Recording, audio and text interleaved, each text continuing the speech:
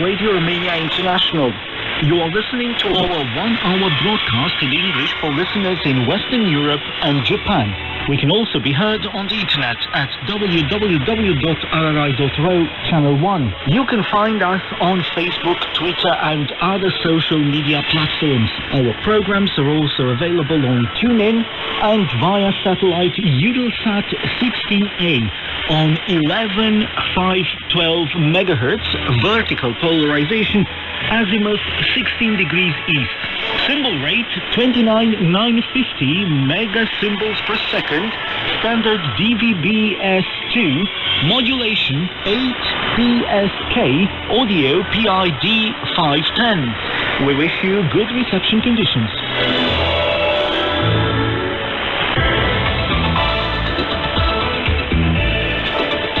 Hello, I'm Cristina Mateescu with the news. Today's headlines. The Romanian government wants tougher penalties for companies that don't comply with COVID restrictions. And NATO will begin withdrawing its troops in Afghanistan from the 1st of May. Romania will also pull out its over 600 military in that country.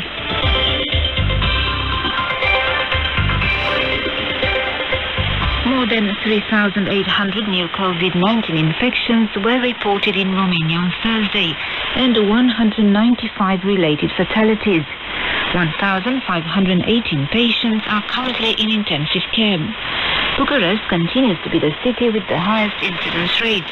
The National Committee for the Coordination of Vaccination announced Romania ranks 4th at EU level in terms of the number of people who received both doses of the vaccine, and 7th in terms of the total number of immunized people. So far, 2.4 million Romanians have received both doses of the COVID vaccine. The government in Bucharest on Thursday discussed a memorandum proposed by the Labour Ministry containing the principles underlying the new public salary law. After the meeting, Prime Minister Florin Câțu said the document did not provide for any cuts. He said a bill was also approved providing for tougher penalties for companies that do not comply with the COVID restrictions. The government also approved an emergency order on the supply of another 4.2 million doses of Pfizer and BioNTech vaccine to Romania and discussed plans for the restructuring of the Oltenia energy complex. The Prime Minister also talked to hospital directors around the country, promising them the needed resources. He said there is every chance that 1,600 ICU beds for COVID patients will be available by Sunday. The United States will pull out its troops from Afghanistan by the 1st of September, President Joe Biden has announced. The withdrawal is a consequence of the peace agreement signed by the Americans and the Taliban, despite the fact that there is yet no peace settlement in this country, as well as no guarantees the war will end, commentators have pointed out. U.S. Secretary of State Antony Blinken promised on Thursday during a surprise visit to Kabul a sustainable partnership with Afghanistan. He said the U.S. will continue to provide diplomatic and humanitarian support to Afghanistan and its security and defense forces. NATO has also decided to start withdrawing its troops in Afghanistan starting on May the 1st. The decision was adopted on Wednesday in the NATO Council. Representing Romania in the video conference was Foreign Minister Bogdan Aurescu and Defense Minister Nicolae Ciucă. Romania has over 600 military deployed in NATO operations in Afghanistan right now, which it will start pulling out. The UK, France and Germany voiced concern over Iran's recent announcement that it will start enriching uranium to 60% purity using advanced centrifuges. Tehran informed the International Atomic Energy Agency of this decision on the 13th of April. The three countries say this is a serious development and Iran has no credible civilian need to enrich uranium at this level. The new escalation comes days after the start of talks in Vienna on relaunching the 2015 nuclear agreement with Iran, from which the US pulled out in 2018 and to which Israel is opposed. The goal of the talks, which ended on Thursday and were described by Russia's envoy as positive, is to convince the US to rejoin the agreement and Tehran to return to its commitments. Enrique Mora, the EU chief coordinator of the talks, said in a tweet that it was good to see talks resume despite the most difficult events and announcements of the last few days. Romanian filmmaker and screenwriter Radu Jude will be honored by La Rochelle Cinema Film Festival to take place over June the 25th and July the 4th. At the 49th edition of the festival, Radu Jude will be honored alongside other filmmakers and figures of world cinema. The key figure of the Romanian New Wave, Radu Jude, whose film Bad Luck Banging or Looney Porn won the Golden Bear in 2021, will be presenting his works, organizers have announced. Over the years, a number of prestigious filmmakers were honored in the festival, including Anie Varda, Bela Tar, Juliette Binoche, Anouk Aimée, as well as Romanians Lucian Pintilie and Andrei Ujică. Starting in 1973, the La Rochelle Film Festival has been celebrating and screening old and contemporary film productions. And Irina Bara will be facing Elisabetta Cocciaretto in the first singles match between Romania and Italy as part of the Billie Jean King Cup World Group Playoffs, held on Friday and Saturday in Cluj-Napoca in northwestern Romania. Romania's team also includes Mihaela Buzărnescu, Elena Gabriela Rusă and Monica Niculescu, while Italy's team also includes Martina Trevisan, Jasmine Paolini, Giulia Gatto Monticone and Bianca Turati. The Romania-Italy playoffs were initially scheduled for April last year, but were postponed because of the coronavirus pandemic. The winner will play in the qualifying matches for the 2022 edition of the World Group. And that was the news.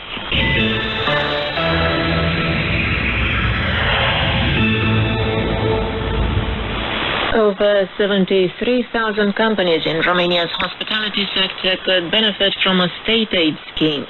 I'm Ana Maria Popescu with more on this in a commentary written by Roxana Vasile. Heavily hit by the COVID-19 pandemic, Romania's hospitality sector is hoping to recover this year. The Hospitality Employers Federation has recently asked the Right of Centre coalition government in Bucharest to disregard the infection rate in this sector as of June the 1st, given that by that date 90% of the staff will have been immunized and around 5 million people will have received vaccines nationwide. According to the Federation President Corina Macri, the hospitality industry is at a turning point. After authorities failed to support the sector following the lockdown and arbitrarily restricted our activity for a year, it is very important for the business environment that the reopening be conducted in the best possible conditions, she said. In this respect, apart from decoupling the reopening from infection rate requirements, the Hospitality Employers Federation also suggested a number of protection measures. These include, among others, shorter opening hours for indoor and outdoor restaurants and bars, 50% occupancy rate, or a cap on the number of people seated at a table at 6. The organization also suggests strict guidelines for the operation of hospitality businesses during the pandemic, with the Federation undertaking to communicate them to all stakeholders and to firmly recommend their implementation. Another proposal is to reintroduce a financial support measure under which the government covered 41.5% of the gross salary of former employees who are rehired after they have been idled. Employers also want a salary tax facility or an increase in the minimum wages in the sector. The Economy, Entrepreneurship and Tourism Ministry has already announced drafting an order under which over 73,000 companies in the hospitality sector across the country, whose operations have been affected by the COVID-19 pandemic, may benefit from a state aid scheme. The draft order, which is currently under public debate, earmarks €500 million for this scheme, with the money coming from national public funds, foreign funding, or both. The scheme will run until the end of the year, with payments to be finalized by the end of June 2021, within budgetary constraints. The ceiling for the state aid to be provided to each beneficiary is €800,000, the document posted by the ministry also reads.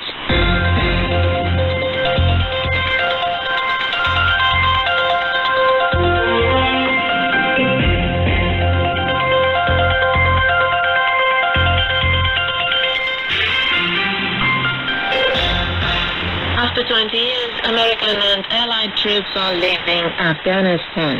To end our newscast today, we have more details in this commentary by Stefan Stoica. It's official. The United States and their NATO allies will be withdrawing their troops from Afghanistan in a matter of months. The pullout takes place in the year when the Western world commemorates 2 decades since the terror attacks on the U.S. 9/11 triggered a massive and prompt military response from an international coalition headed by the United States against Al-Qaeda and the fundamentalist regime in Kabul. I believe that our presence in Afghanistan should be focused on the reason we went in the first place, to ensure Afghanistan would not be used as a base from which to attack our homeland again. We did that, President Joe Biden tweeted one day after Washington announced the decision. He promised that the withdrawal of the U.S. troops by September the 1st will not be rushed, and asked the Taliban to live up to their commitment not to threaten the U.S. To end the country's longest war, which killed over 2,000 Americans and tens of thousands of Afghans, the Trump administration signed last February in Doha, Qatar, a historic agreement with the Taliban. The deal provided for the withdrawal of all U.S. and foreign troops by May the 1st, provided that in the future the Taliban would prevent the operation of any terror group in the Afghan territories they control. NATO will also initiate the orderly, coordinated and deliberate withdrawal of its troops on May the 1st, reads an official news release issued at the end of a conference call of the defense and foreign ministers of the 30 allied states. Any Taliban attack on allied forces during the pullout will trigger a vigorous response, the alliance wants. The countries with the most substantial commitment in Afghanistan at present are the US, Germany, Turkey and Italy. Romania has over 600 troops deployed there, but the rest was part of the coalition against terrorism ever since the latter was created, and has lost 27 people during such missions in the last 2 decades. The Foreign Minister Bogdan Aurescu and the Defense Minister Nicolae Tucă appreciated the United States' approach to the situation in Afghanistan, both in terms of the dialogue and coordination with the allies, and in terms of encouraging negotiations and the peace process within Afghanistan. The Romanian officials highlighted Bucharest's long-term commitment to the stability and security of Afghanistan and emphasized the need to take into account the allies and Afghanistan's security interests and the importance of preserving solidarity and unity within NATO. Minister Tucă stressed the importance of focusing on the implementation of consistent measures to protect the NATO forces in Afghanistan in the forthcoming period, alongside a coordinated approach to the pullout. She also praised the planning process conducted by the NATO military authorities. And this wraps up today's newscast on Radio Romania International. Don't forget to also follow us online at ri.ro and on Facebook.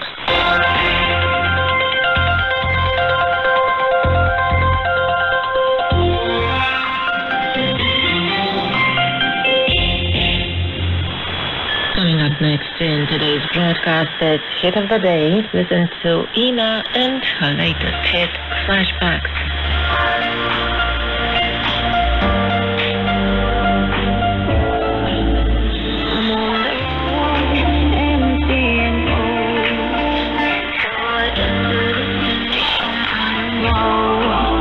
Thinking about you, way back in days of home. It's hard to admit it, I still miss you so. Flashbacks of our memories, the past is far away. And I'm drowning inside melodies. Flashbacks of our memories, the past is my enemy. It keeps holding on me. Come make the sign up.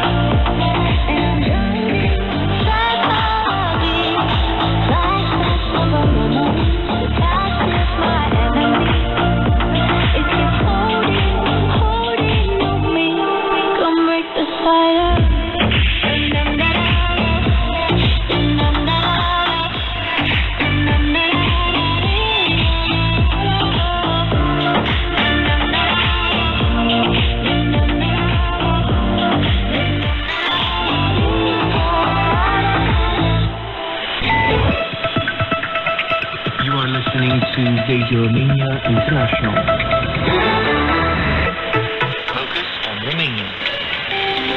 Traveler's Guide.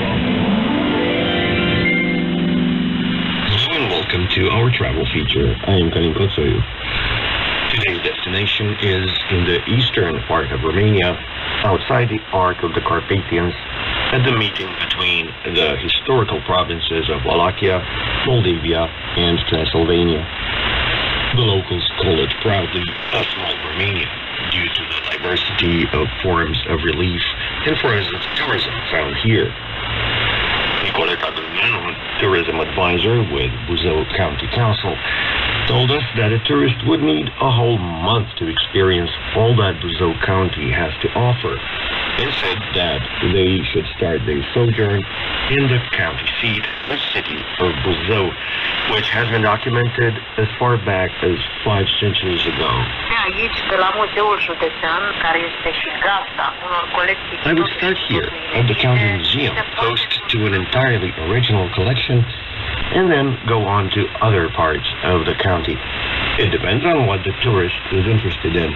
If they are an active person who wants to visit the mountain and hill areas, Buzău County is very attractive. We have unique destinations in Europe, even the world. For instance, the mud volcanoes. The unique nature of this landscape is provided first and foremost by the lifeless ground as it is known. You will see volcano cones that bring to the surface cold lava and black lava in a place where the ground is said to boil cold. The central part of the Subcarpathian Hills is a fairly large swath. There are over 40 hectares of terrain where you find circular craters with liquid mud making for a moon-like landscape. It was discovered around 1860 by some oil prospectors. This area was declared a protected nature area for its geology, flora, and fauna at the national level in 1924.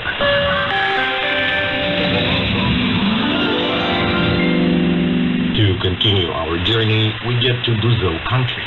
Here is Nicoleta Gulmanu, tourism advisor with Buzău County Council, explaining. Este un areal geografic intens promovat de noi în ultima vreme pentru că este cel care reușește să păstreze. This is an area that we have been promoting intensely lately because it manages to maintain unaltered its tourism attractions, historical objectives, and traditions.